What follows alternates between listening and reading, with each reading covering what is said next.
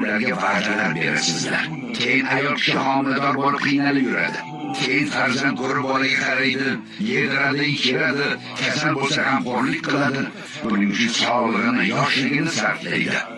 Keyin ayolning yoshi katta bo'lgach, eri undan yuz o'girishi adolatdanmi? Agar u ayol uyiga va bolalariga qaramay qo'yganda, faqat o'ziga oro berib, eriga chiroyli ko'rinish bilan ovora bo'lganda edi, naqadar yomon uy bekasi, yomon ona der edingiz. Ayol nima qilsin?